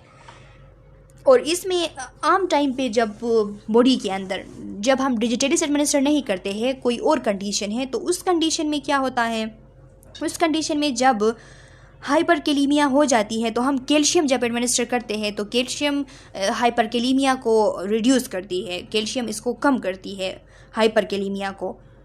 लेकिन यहाँ पे जब डिजॉक्सिन टॉक्सिसिटी होती है तब कैल्शियम की एडमिनिस्ट्रेशन कंट्राइंडिकेटेड है। क्यों? क्योंकि वहाँ पे कैल्शियम इंट्रासेलुलर लेवल उसकी ऑलरेडी हाई होती है, तो इस वजह से हम डिजॉक्सिन देते वक्त कैल्शियम नहीं एडमिनिस्टर कर सकते, ये बिल्कुल कंट्राइंडिकेटेड होती है। तो कैल्शियम कंट्राइंडिकेटेड है, इसीलिए हमने कोई भी और तरीका करना है और हाइपरकैलेमिया को एग्रेसिवली कम करना है, क्योंकि इसकी वजह से मोर्टेलिटी रेट इंक्रीज़ होती है।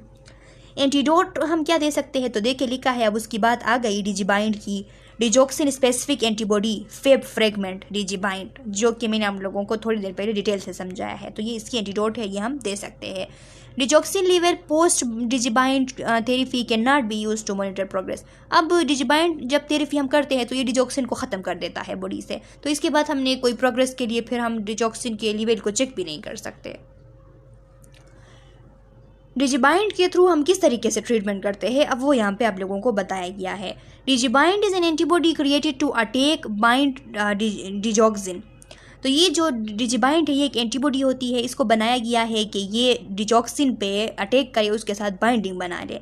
इसकी इंडिकेशन क्या है, digoxin specific Fab fragment means के जो एंटीबॉडी फ्रेगमेंट्स होती है are indicated in the following setting, वो कुछ ऐसे टाइम है उसमें ये इंडिकेटेड है। कब? Haemodynamic instability ascribed to cardiac glycoside toxicity. ये जो कार्डियक ग्लाइकोसाइड डिजॉक्सिन हम जब यूज़ करते हैं तो इसकी वजह से इससे रिलेटेड अगर हाइपोडाइनेमिक इंस्टेबिलिटी हो, हीमोडाइनेमिक इंस्टेबिलिटी हो, यानी जो हीमोडाइनेमिक्स है, जो वाइटल साइंस है, इनकी अगर वर्सनिंग हो रही है, इसमें अगर कोई फ़र्क पड़ रहा है, यानी ब्रेडिकार्डिया हो रही है, तो उस टाइम हम डिजिबाइंड एडमिनिस्टर करते हैं। लाइफ थ्रेटनिंग एरिथमियास अगर है, एस्क्राइब टू कार्डियक ग्लाइकोसाइड की लाइफ थ्रेटनिंग एरिथमिया हो गया कार्डियक ग्लाइकोसाइड की टॉक्सिसिटी की वजह से, तो उस टाइम भी हम एडमिनिस्टर कर सकते हैं। Severe bradycardia, even when bradycardia is responsive to atropine, digoxin specific Fab fragment are indicated to prevent recurrent toxicity after the effect of atropine have subside.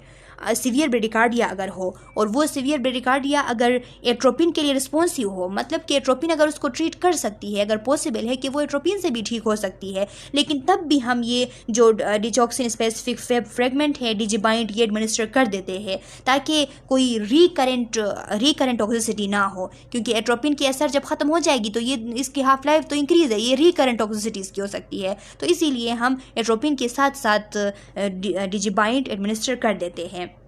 A plasma potassium concentration above 5 milliequivalents per liter in the setting of acute overdose, regardless of clinical status of electrocardiographic findings। हम क्या करते हैं, plasma potassium concentration अगर 5 milliequivalents per litre से above हो गया है,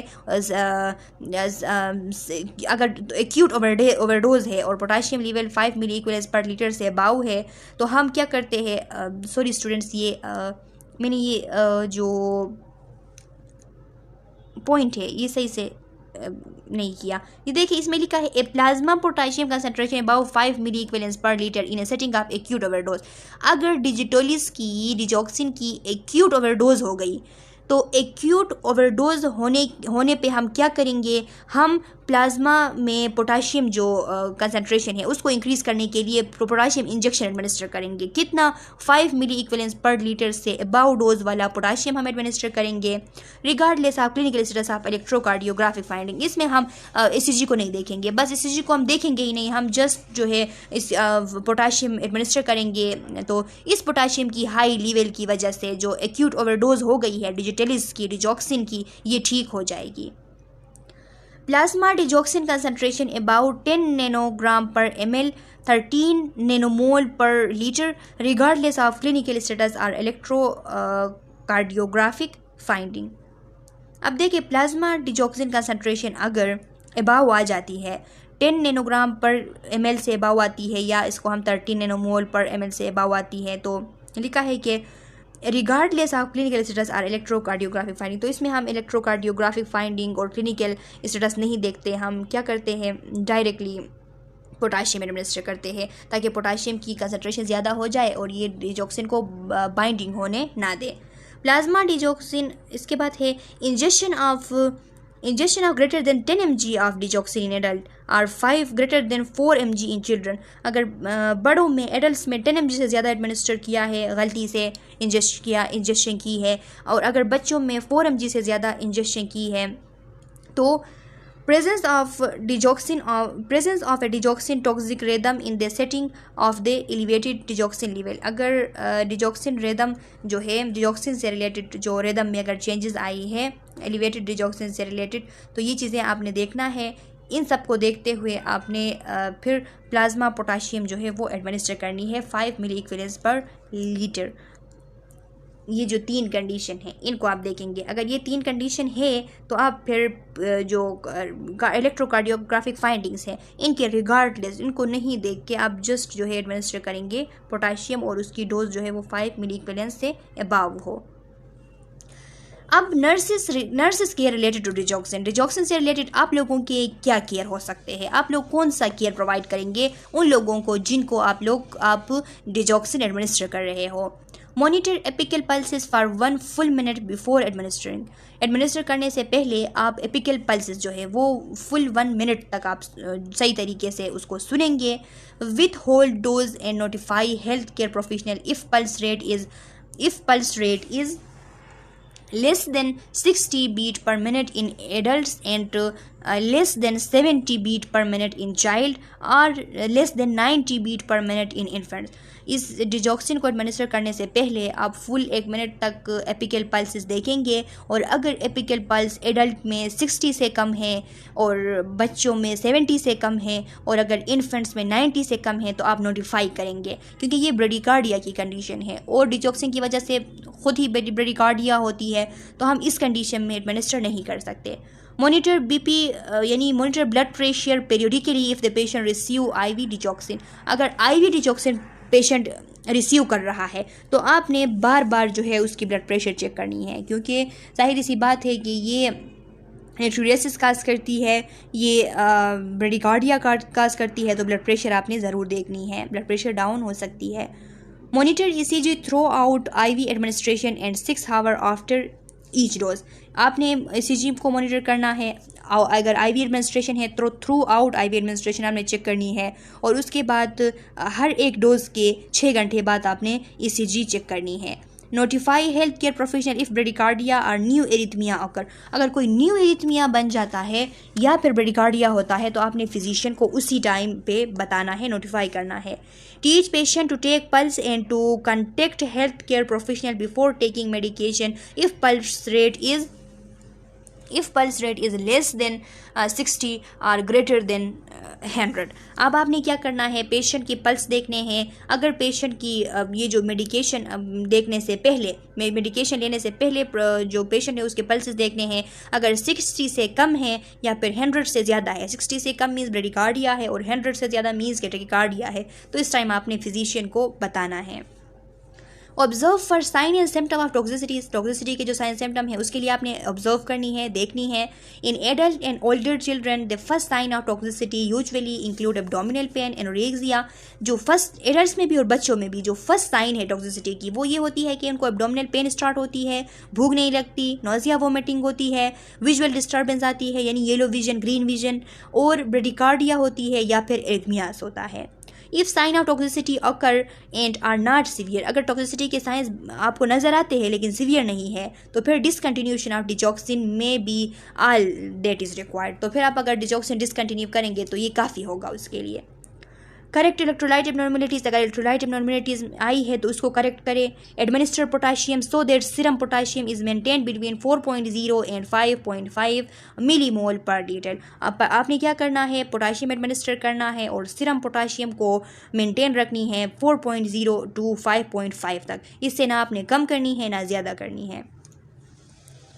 monitor ECG for evidence of potassium toxicity, peeking of T waves. आपने क्या करनी है, ECG को मॉनिटर करना है ताकि आप पोटाशियम टॉक्सिसिटी का एविडेंस आपको पता चले कि टी वेव जो है उसकी पीक तो नहीं हो रही है। इससे आपको पता चल सकता है कि पोटाशियम की टॉक्सिसिटी है, यानी हाइपर कैलीमिया है बॉडी के अंदर। Treatment of life threatening arrhythmias में include administration of digoxin immune fab Digibind. Treatment के लिए आप अगर लाइफ थ्रेटनिंग एरिथमियाज है तो तब आप डिजॉक्सिन इम्यून फेप एडमिनिस्टर करेंगे, जो कि डिजीबाइंड के नाम से मिलता है, which bind to the digitalis glycoside molecule in the blood and excreted by the kidney। ये इनके साथ ब्लड में डिजिटलिस ग्लाइकोसाइड मॉलिक्यूल्स के साथ बाइंडिंग बना लेती है और फिर किडनीज के थ्रू उनको एक्सक्रीट करवा देती है।